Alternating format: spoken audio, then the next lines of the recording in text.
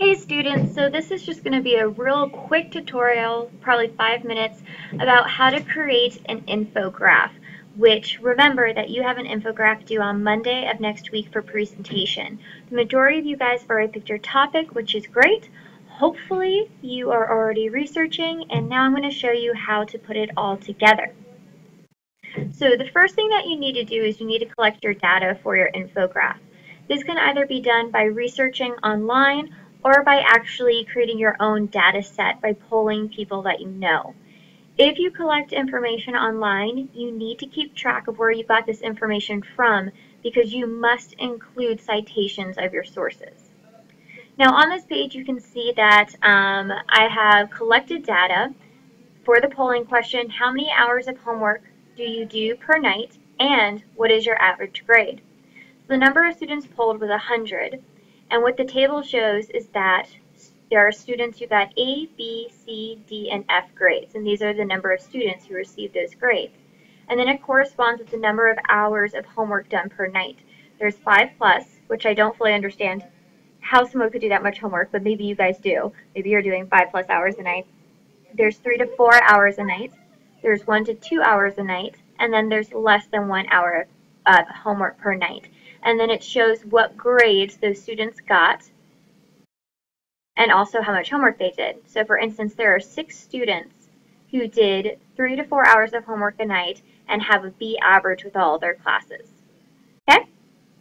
So once you have your data, you then need to select the tool that you will use to show this data. You can feel free to use any of these websites. They make creating infographics pretty simple. You can use a tool that I haven't listed, or you can create a completely original document using a computer program. It really depends on what you want to do. So I'm going to show you an example of one that I made using the data I just showed you, and it's going to be using Venngage. So with Venngage, let's take a look at it. So if you look at the Venngage editor, this is the infograph that I made. I used a template. They do have templates. For the free version of this, you don't have many template options. It is somewhat limited, but you can still make an infograph and you still have a lot of options. So with this, I have my title, Homework, Is It Worth It?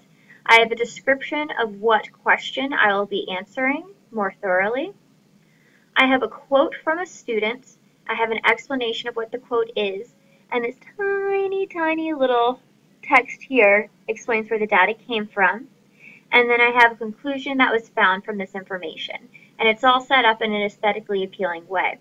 So now with Venngage, what you do is if you have the template, you just double click and you change the text that you want. And you can also, you have control over the font type, the font size. So that's how you do text. Also, you can change the color of the boxes using this tool. And there's a lot of other things you can do. You can bring in little pictures. You can add a pictogram. There's a lot of different things you can do. So this is just the general setup. It gets a little more complicated when you get to your graphs. So with the graphs, what you do is I'm going to double click on this one to show you how I did it. It'll bring up an actual data sheet that you enter your data into, and you can choose the colors that your bars will be. So I went and looked up the color codes for the background and all those different things so that my colors could be fairly consistent, because I think it makes it more aesthetically pleasing if you have common colors throughout. Then over here you have a lot of options, and you'll just have to play around with it to see what does what. But some important things are you can add a title, you can choose your font type, and you can do a bunch of different things with it, which is pretty cool.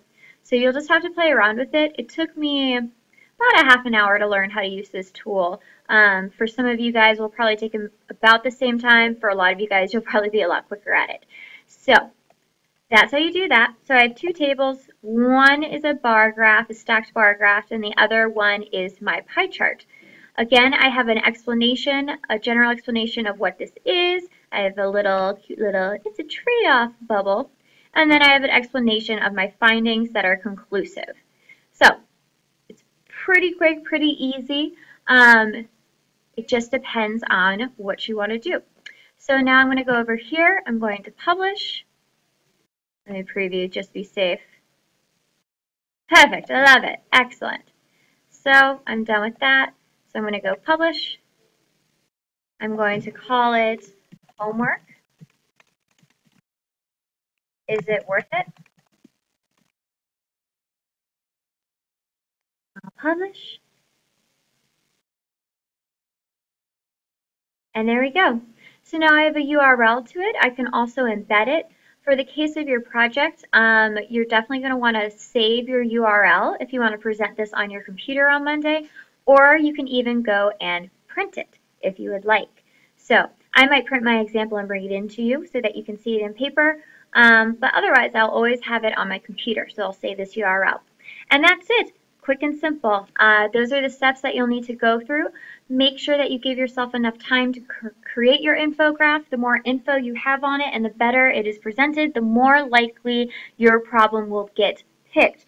Remember, if your problem doesn't get picked, you don't get to work with it for the rest of the unit. So if you feel really strongly about your position, make sure that you do a great job with this infograph so that yours will be selected and you can work with it on the next project. All right, thanks for listening. Bye.